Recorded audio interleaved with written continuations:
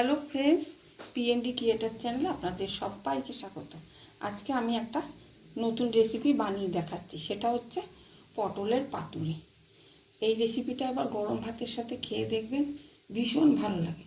তাহলে চলুন রেসিপিটা শুরু করা যাক। রেসিপিটা প্রথম থেকে শেষ পর্যন্ত দেখুন। পটল পাতুরি করতে আমি এই পটলখানে 7টা পটল আছে, আমি কেটে ধুয়ে রেখে দিয়েছি। আর লাগবে আমার কতগুলো লাউ পাতা। এই যে লাউ পাতা, একটু বড় হলেও হবে, ছোট হলেও হবে। আর লাগবে একটু ডাল, সর্ষে, ছোট চামচের 1 চামচ সর্ষে, বড় চামচের 1 চামচ পোস্ত, নারকেল আর কাঁচা লঙ্কা। ঝালটা আপনারা আপনাদের পছন্দ মতো দেবেন। আমি এখন গ্যাসে প্যান বসিয়ে দিয়েছি, জল দিয়েছি, এর মধ্যে একটু লবণ দেব।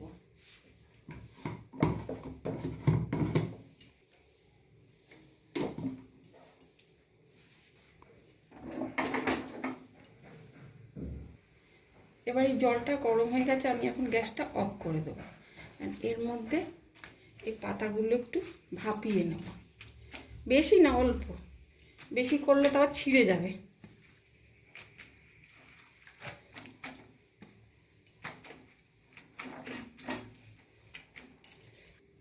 এইবার আমি এই ডালটাকে আলাদা করে বেটে নেব একটু। এই ডালটা আমার বাটা হয়ে গেছে, এবার আমি এই সবগুলো একসাথে বেটে নেব। নারকেল, সর্ষে, পোস্ত এগুলো সব বেটে নেব। এই সব বাটা হয়ে গেছে। এইবার এই লাউ পাতাগুলো আমি জল থেকে তুলে জল ঝরাতে দেব।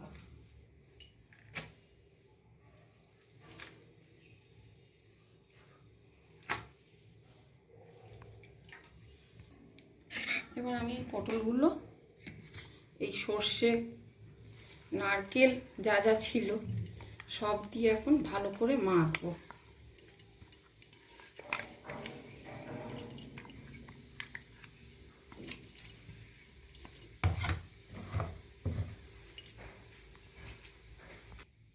এর মধ্যে দেব একটু পরিমাণ মতো চিনি, আর দেব পরিমাণ মতো লবণ, আর দেব পরিমাণ মতো হলুদ দিয়ে এখন মাখবো।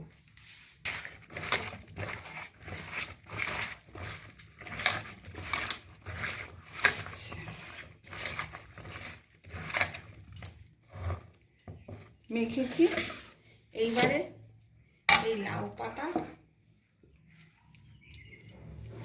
নেব, নিয়ে এর মধ্যে এইগুলো দেব। বড় পাতা হলে 2-3টে করেও দিতে পারেন, ছোট পাতা হলে 1টা করে দিলেও হবে। এবার এই ডাল বাটাটা এখানে দিয়ে দেব।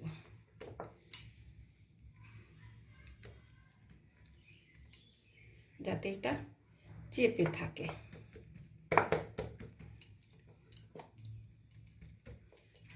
কড়াইতে প্যানে তেল দিয়ে দিয়েছি, তেলটা গরম হয়ে গেছে। এবার আমি আঁচটাকে কম করে দেব, দিয়ে এই যে পাতাটা মুড়িয়েছি, এই যে লাস্টে যেখানে মুড়িয়েছি,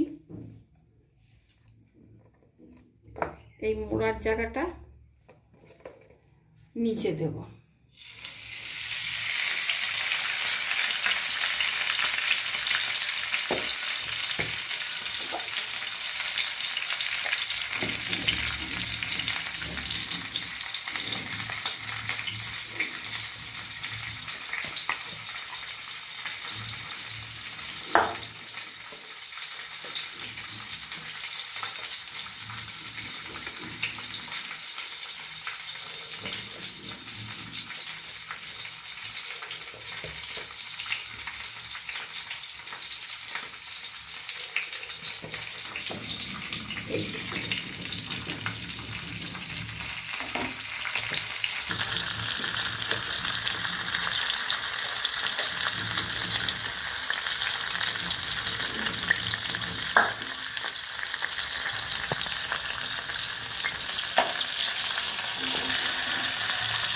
একদম কম আঁচে করে উল্টে পাল্টে করে ভালো করে ভেজে নিতে হবে।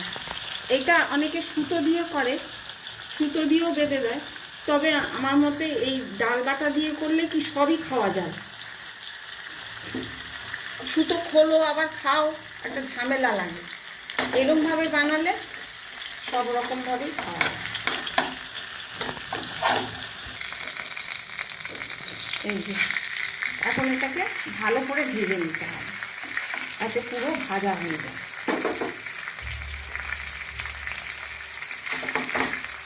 কম আঁচে ভাজতে হবে, কিন্তু উল্টে পাল্টে ভেজে নিতে হবে। এই যে এইগুলো এবারে হয়ে এসছে। এখন আমি এগুলোকে নামাবো।